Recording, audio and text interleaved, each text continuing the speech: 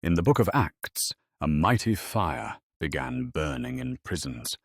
Stephen's face shone like an angel as stones rained down. Paul and Silas sang hymns with their feet in chains. Peter slept between two soldiers, while angels whispered of freedom. The empire thought chains could silence truth. But every time the vast empire crushed a believer, another light flared in the dark. The blood of the martyrs became the seed of the church. That is the fire of witness in suffering. It burned under Rome's iron and still burns under every empire that fears truth. He walks with Christ, he spreads God's love, how he welcomes all. No borders or walls, he's a migrant for Christ, and he answers God's call. Oh, migrant for Christ, lead us on, without borders or walls. Rome's power depended on logic. Its empire was efficient. It ruled the world with laws, legions, and fear. Its prisons were pits, its crosses, public warnings on roads. Every whip said, "Stay quiet, obey, conform." Christians were not killed because they hated Rome. They were killed because they claimed another Lord. They said, "Jesus is Lord, not Caesar." And that tiny sentence overturned the empire's theology of control. Rome demanded sacrifice to prove loyalty. Christians offered conscience as their sacrifice. Rome said, "Obey or die." Christ said, "Die and live." Now, centuries later, another empire rises, not with togas and temples, but with masked militants, prison camps, cameras, and screens. Its gods are security and profit. Its altars glow in pixels and policy memos. Its sacrifices are the poor, the migrant, the prisoner, and the voiceless.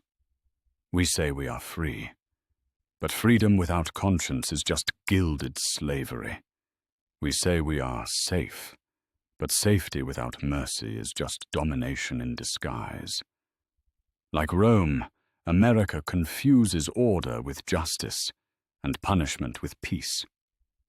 Our prisons sprawl like catacombs of despair. Our borders hum with machines that see every face as a suspect. Our cities echo with loud sirens that silence more than they protect. We still crucify, not on wood, but with paperwork and policy. The incarcerated and the immigrant are stripped of humanity. And yet, in this shadow, the same fire burns. It burns in the pastor who visits the ICE detention center. It burns in the nurse who refuses to abandon the sick migrant. It burns in the teacher who tells the truth about empire in her classroom. It burns in every conscience that says, "No, this is not the kingdom of God." Like Paul, they turn prison cells into pulpits. Like Peter, they bear chains that cannot bind the spirit. Like Stephen, they see heaven open even as the stones fall. They're suffering witnesses to something Rome and America both forget. You cannot handcuff the truth. The empire, ancient or modern, always fears two things. It fears people who love the truth more than safety. And it fears communities who remember that the kingdom belongs to God, not Caesar. That is why every age invents new prisons, barbed walls of policy, propaganda, or economic despair, to keep conscience quiet. But God keeps raising up witnesses. From the jails of Philippi to the streets of Selma, from the catacombs of Rome to the borderlands of Texas, the Spirit whispers, "Do not be afraid. Speak and do not be silent." Acts chapter 18, verse 9.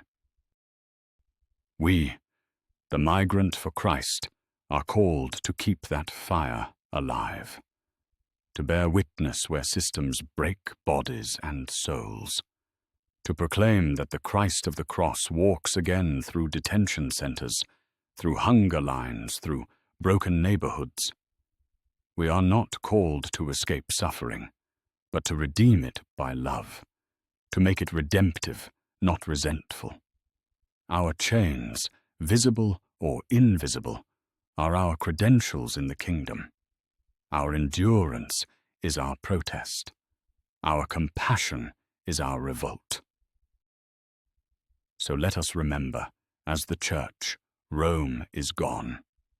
Its prisons are dust, but the fire of its witnesses still burns, in us, through us, before us. And when an empire arrests the conscience again, whether in Rome, Washington, or your own heart, may this be our prayer. Lord, set our hearts ablaze with the fire of witness. Teach us to suffer with dignity, to speak with truth, and to love with courage.